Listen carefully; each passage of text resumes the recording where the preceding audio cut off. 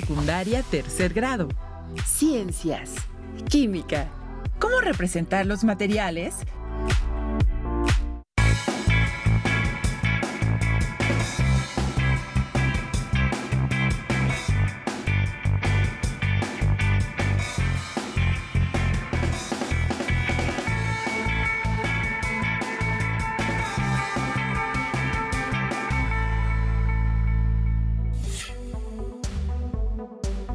Bienvenidas y bienvenidos a esta sesión de la asignatura de Ciencias Química.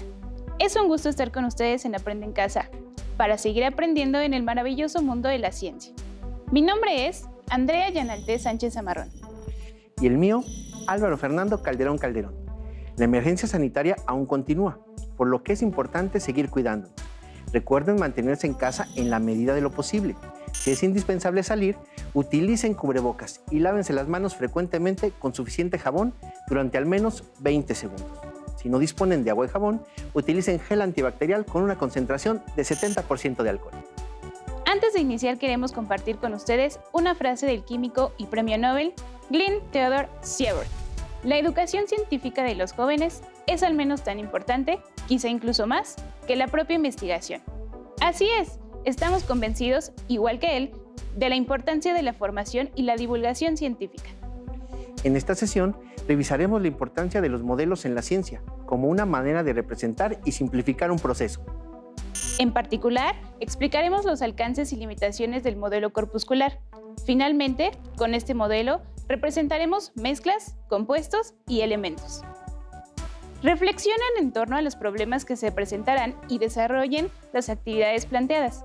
Así podrán resolver los cuestionamientos con respecto al tema de la sesión. ¿Cómo representar los materiales? Además, los pueden consultar con su maestro o maestra de la asignatura de Ciencias Químicas. ¿Sabían que, de acuerdo con el Diccionario de la Lengua Española, la palabra corpúsculo se define como porción muy pequeña, generalmente microscópica de materia? Los materiales que vamos a utilizar en esta sesión son los siguientes: su libro de texto de ciencias, con énfasis en química, su cuaderno de notas de la asignatura, con la fecha y el título de nuestra sesión, su tabla periódica. Registren por favor las dudas, inquietudes o dificultades que surjan durante esta sesión en su bitácora científica o libreta de la asignatura. ¿Alguna vez han intentado compartir una idea con un amigo o amiga, pero por más que se esfuerzan en explicar, la otra persona simplemente no lo comprende? ¿Qué harían en un caso como este? ¿Qué necesitarían para explicar su idea? Imaginen que tratan de explicarlo con un ejemplo, pero aún así parece que la idea no queda del todo clara. Su compañero o compañera les dice: oye, ¿por qué no me haces un dibujo?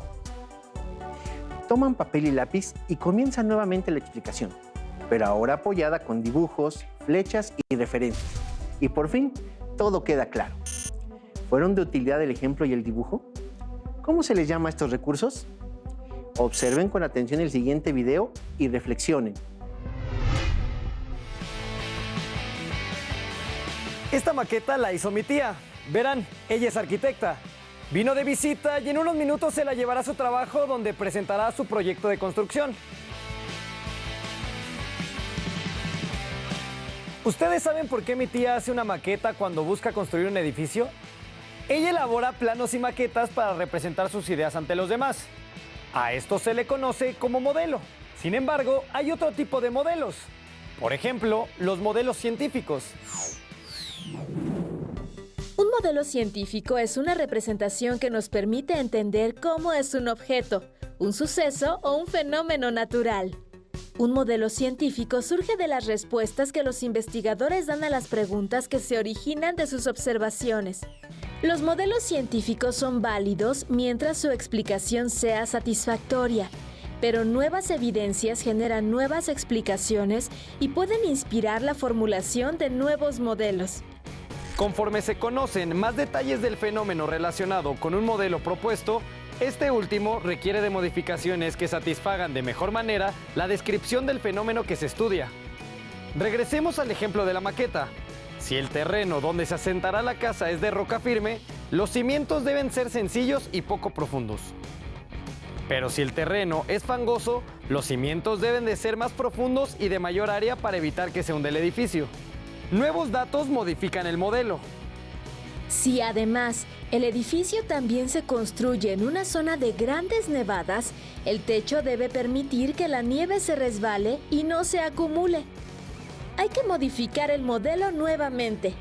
En la ciencia se modifican los modelos en la medida en que se conoce más del fenómeno u objeto estudiado. Deben de tener presente que ningún modelo científico explica totalmente un fenómeno, un proceso o un objeto, y que la investigación constante permite nuevos descubrimientos que modifican cada modelo. Este proceso puede repetirse al paso del tiempo y mediante nuevas investigaciones. ¿Y tú, cómo harías un modelo para representar algo de lo que has visto en este curso? ¿Qué otros tipos de modelos conocen o han utilizado? Entonces, ¿qué es un modelo? La palabra modelo proviene del italiano y es un diminutivo de modus, que significa manera. De acuerdo con el diccionario de la Academia de la Lengua Española, un modelo es un punto de referencia para imitarlo o reproducirlo. Representación en pequeño de alguna cosa. Sin embargo, debido a lo general del concepto, este tiene diversos usos, en muy diferentes ámbitos, desde la moda hasta la ciencia. En la ciencia, ¿cómo se aplica? Hay 3 aspectos de los modelos que permiten identificarlos claramente. Número 1.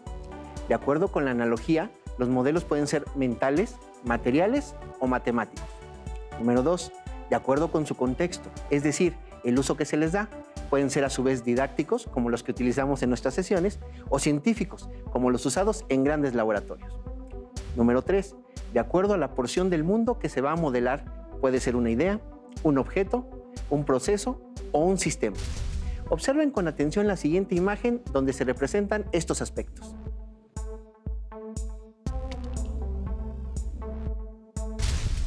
En las ramas de la ciencia existen modelos que se utilizan para la comprensión y explicación de diversos fenómenos, tal como el modelo corpuscular de la materia, el cual nos permite identificar de qué manera se constituye la materia desde términos macroscópicos y microscópicos. En la química se utilizan diferentes modelos para representar a los átomos. Por ejemplo, el modelo corpuscular con el código de colores CPK. Se relaciona con los colores de los elementos en estado puro o cuando forman algún compuesto destacado. Por ejemplo, el hidrógeno es un gas incoloro, por lo que se representa con el color blanco. El carbono es negro o gris como el grafito. El azufre, amarillo. El cloro es un gas verdoso y el yodo es violeta. El modelo corpuscular se utiliza para representar y diferenciar de manera sencilla las mezclas, elementos y compuestos, así como explicar y predecir su comportamiento. A continuación, revisaremos brevemente los principales postulados de este modelo. En 1808, John Dalton publica la primera teoría atómica útil, que establecía que la materia está formada por partículas esféricas, sólidas e indivisibles.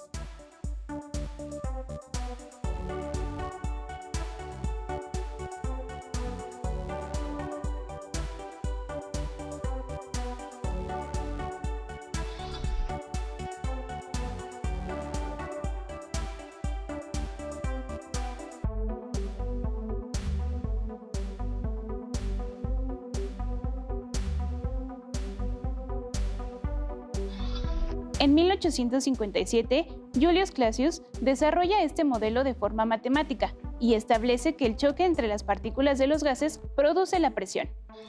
En 1860, Stanislao Cannizzaro indica que las partículas de los gases no son átomos, sino moléculas. En 1870, Ludwig Boltzmann señala que las moléculas de los gases chocan entre ellas y se mueven a velocidades variables. En el caso de este modelo, las partículas pueden representar átomos, moléculas o iones. Aunque no es un modelo para nada reciente, es útil porque nos permite explicar de manera sencilla fenómenos como los cambios de estado, la presión y la temperatura, así como representar elementos, compuestos y mezclas. A pesar de ello, los modelos pueden tener limitaciones. Observen con atención el siguiente cuadro que muestra alcances y limitaciones del modelo corpuscular. Alcances. Permite relacionar los fenómenos y las composiciones a nivel macro y microscópicos. Permite explicar la diferencia de comportamiento entre sólidos, líquidos y gases. Identifica la transformación de los materiales. Considera los espacios entre partículas, es decir, la materia no es continua. Por medio de simulaciones se pueden representar las partículas en constante movimiento. Limitaciones. Las partículas se unen solo por fuerza de atracción. No puede explicar el comportamiento de la luz. No puede explicar fenómenos eléctricos. Con la ayuda del modelo corpuscular pueden representarse las diferentes especies químicas, como las mezclas y las sustancias como los elementos y compuestos. Para representar una mezcla, con este modelo hay que mostrar los átomos de cada sustancia que la constituye, distribuidos de manera uniforme. Por ejemplo, una mezcla de agua con sacarosa. Para representar un compuesto utilizando el modelo corpuscular, lo que debe hacerse es tomar una sola molécula, por ejemplo, de agua, que está formada por 2 átomos de hidrógeno y un átomo de oxígeno. Los átomos de los elementos químicos se representan con esferas de distintos colores y tamaños. A cada elemento se le asigna un color específico, gracias a los químicos Robert Corey, Linus Pauling y Walter Colton. Se desarrolló el código de colores CPK, retomando las iniciales de sus apellidos. Este código de colores aparece en la siguiente tabla y algunos ejemplos son color blanco para el hidrógeno, negro o gris para el carbono, azul para el nitrógeno y rojo para el oxígeno.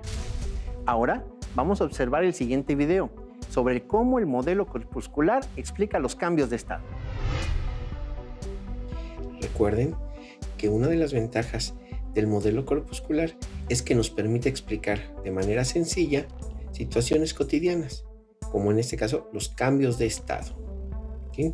Vamos a ver, tenemos moléculas de agua, las podemos ver aquí. Como sabemos que es agua, recuerden el código de colores CPK, rojo para el oxígeno, blanco para el hidrógeno. Si alcanzamos a ver, tiene un átomo de oxígeno, 2 de hidrógeno. Muy bien, vamos a comenzar. Tenemos ahí ya las partículas en movimiento. Tenemos una temperatura de 0 grados centígrados, el punto de fusión del agua. Esto quiere decir que el agua está en estado sólido. Los espacios entre estas partículas son pequeños.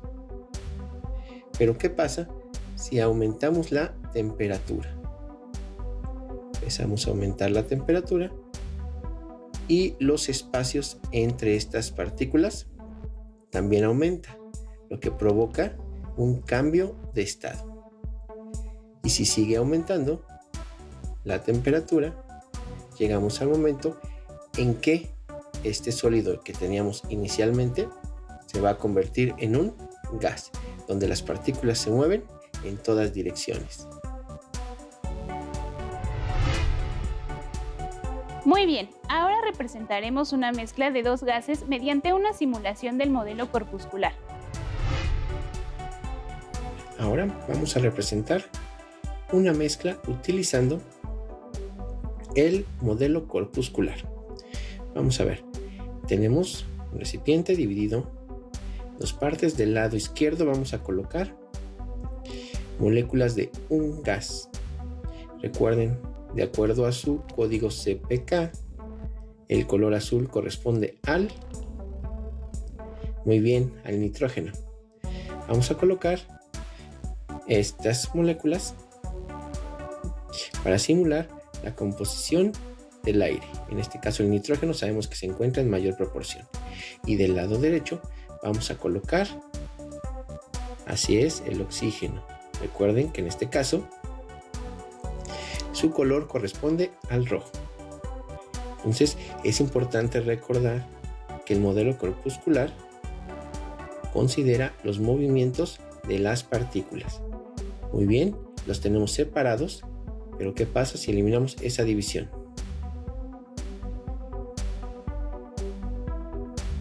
Así es, comienzan a mezclarse. Entonces estas partículas, tanto de nitrógeno como de oxígeno, se mezclan y esto representa una mezcla aproximadamente con la proporción del aire mediante el modelo corpuscular. A continuación, vamos a representar elementos y compuestos. Recuerden el código de colores CPK y cuál corresponde a cada elemento. Muy bien. Ahora vamos a representar elementos mediante el modelo corpuscular. Recuerden, cada esfera tiene un color asignado según el código CPK que vimos anteriormente. Entonces iniciamos con el hidrógeno,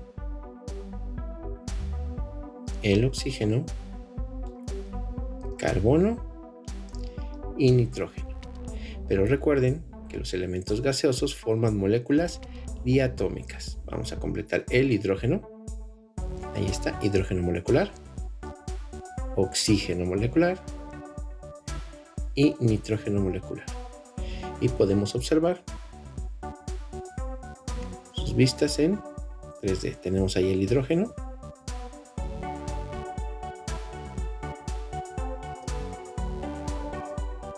oxígeno molecular, en el carbono nos sucede esto, y nitrógeno molecular también.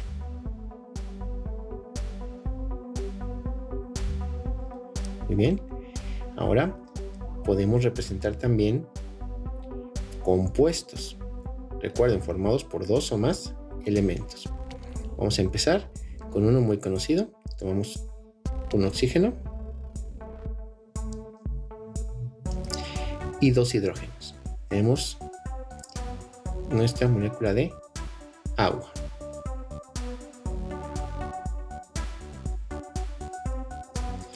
Ahora tomamos un carbono y vamos agregando hasta 4 hidrógenos. Tenemos el metano. Su vista sería esta.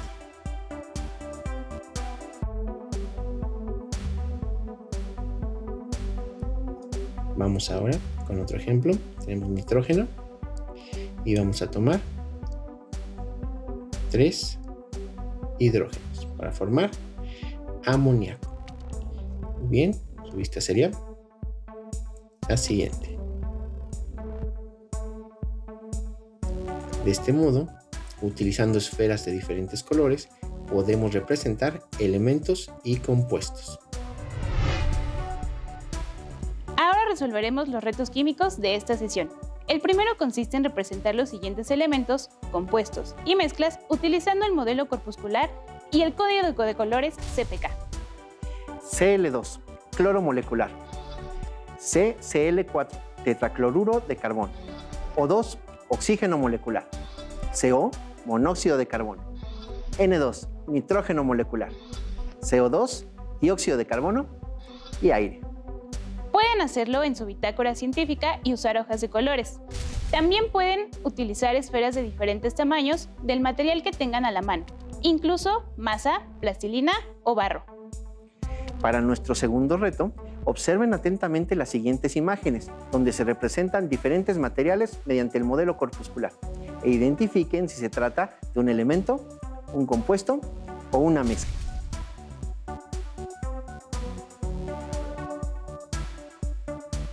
Para nuestro último reto, observen con atención los vasos de precipitados. En el primero hay 100 mililitros de agua y en el segundo 50 mililitros de alcohol etílico. Vamos a mezclarlos en la probeta, pero antes, contesten la siguiente pregunta. ¿Cuál será el volumen total de la mezcla? Recuerden, son 100 mililitros de agua y 50 mililitros de alcohol. Ahora sí, ¿los mezclamos? Por favor, maestra.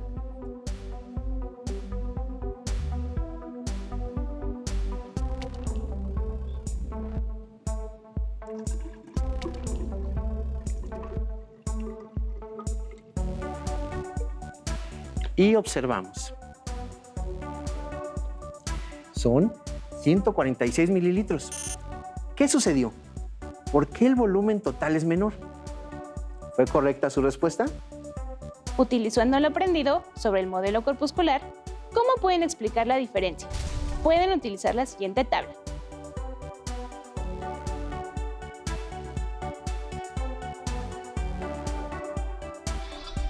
Las simulaciones y las animaciones son modelos materiales que cambian en el tiempo y se podría considerar como un tipo mixto de modelos que mencionamos anteriormente. Una vez que se construyen con una formulación matemática Esta es resuelta y visualizada en una computadora. Por ejemplo, estos modelos están presentes en los videojuegos. Para aprender más sobre este tema, les recomendamos el libro Todo es cuestión de química, especialmente el capítulo 5, Lo extraordinario de lo ordinario. En este libro se describen, a través de ejemplos cotidianos, muchos conceptos de esta maravillosa ciencia. Está disponible en la siguiente dirección electrónica. O utilicen el siguiente código QR. Para fundamentar su explicación sobre la actividad experimental realizada con el volumen de agua y alcohol, les recomendamos la siguiente dirección electrónica. O usen el siguiente código QR. Entre profes, en este espacio queremos compartir con nuestros compañeros docentes algunas ideas, sugerencias y recursos para que, en la medida de lo posible, las utilicen en la enseñanza de este y otros temas con sus alumnos, con quienes esperamos que tengan contacto frecuente.